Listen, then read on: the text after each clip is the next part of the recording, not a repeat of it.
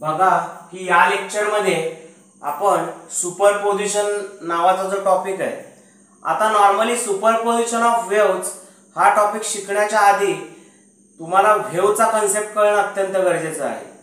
विद्यार्थी मित्र बघा की वेव्ह म्हणजे काय, तर फॉर एक्झाम्पल सपोज आपण एखादा दगड कन्सिडर केला आणि दगड हा आपण समजा आपल्या घराशेजारी वगैरे नदी असते, त्या नदीमध्ये आपण दगड टाकला, तर नदीमध्ये दगड टाकल्यानंतर काय होतं की त्याचे जे वरती पाण्याचे बघा दगड टाकल्यानंतरची पोझिशन काय आहे की समजा सपोज एखादा दगड आहे तुम्ही पाण्यामध्ये टाकला आणि दगड पाण्यात टाकल्यानंतर काय होतं की एक पाण्यामध्ये डिस्टर्बन्स तयार होतो, पाण्यामध्ये अडथळा निर्माण होतो. काय की पाण्याचा प्रवाह सुरळीतपणे चाललेला असताना देखील आपण त्यामध्ये दगड टाकल्यामुळे त्यामध्ये काय होतो डिस्टर्बन्स तयार होतो आणि डिस्टर्बन्स तयार झाल्यामुळे वेव्ह लाईक बिहेवियर तयार होतो.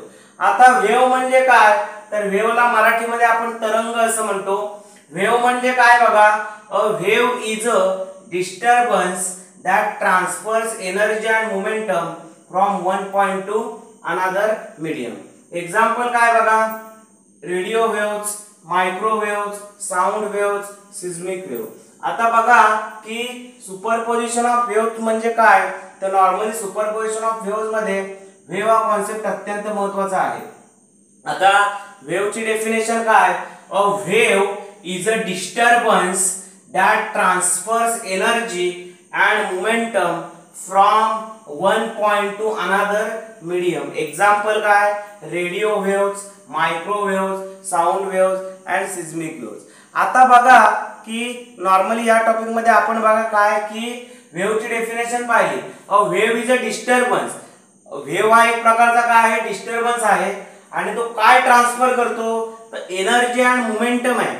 एनर्जी आणि मोमेंटम या ज्या दोन कन्सेप्ट आहेत, तर तो एका पॉइंट कडून दुसऱ्या पॉइंट कडे ट्रान्सफर करतो. आता फॉर एक्झाम्पल हे मी एक्सप्लेन करणार आहे, पण आधी डेफिनेशन पुन्हा एकदा रिपीट करतो.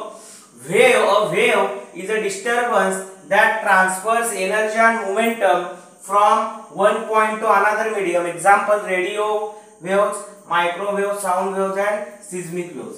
आता बघा की नॉर्मली वेव्ह म्हणजे काय सांगितलं की वेव्हचा अर्थ असा आहे की तो एक प्रकारचा डिस्टर्बन्स आहे. म्हणजे आपण एखादा दगड जर पाण्यामध्ये टाकला, तर दगड पाण्यामध्ये टाकल्यानंतर त्यामध्ये डिस्टर्बन्स क्रिएट होतो आणि डिस्टर्बन्स क्रिएट झाल्यानंतर वेव्ह मध्ये काय करतो ट्रान्सफर केली जाते एनर्जी आणि मोमेंटम. एनर्जी आणि मोमेंटम आहे बरोबर, एनर्जी आणि मोमेंटम आहे ते एका मीडियम कडून दुसऱ्या मीडियम कडे ट्रान्सफर केलं जातं बरोबर. फॉर एक्झाम्पल समजा ह्या पद्धतीची जर वेव्ह असेल, या पद्धतीची काय असेल जर आपण एक वेव्ह कन्सिडर केली आणि वेव्ह कन्सिडर केल्यानंतर बघा की फॉर एक्झाम्पल इथं काय, इथे एक पाणी आहे, इथं वॉटर आहे. फॉर एक्झाम्पल मी इथं वॉटर आहे असं कन्सिडर केलं आणि या वॉटर मध्ये मी काय केलं की स्टोन टाकला, दगड टाकला. मग दगड टाकल्यानंतर काय होणार, दगड टाकल्यानंतर बरोबर आहे की इथं दगड टाकल्यानंतर इथं काहीतरी एनर्जी क्रिएट होईल आणि त्याला मोमेंटम चा कॉन्सेप्ट देखील फॉलो होणार. एनर्जी म्हणजे काय, the capacity to do work is called as energy. म्हणजे कार्य करण्याच्या क्षमतेला आपण ऊर्जा असं म्हणत असतो. आणि मोमेंटम बघा, मोमेंटमचा फॉर्म्युला काय, तर नॉर्मली लिनियर मोमेंटम हा P बरोबर mv असतो. मग बघा की विद्यार्थी मित्र या लेक्चर मध्ये मी वेव्हचा कन्सेप्ट तुम्हाला एक्सप्लेन केलेला आहे. इथून पुढच्या भागामध्ये आपण त्याचे टाइप्स बघणार आहोत. धन्यवाद.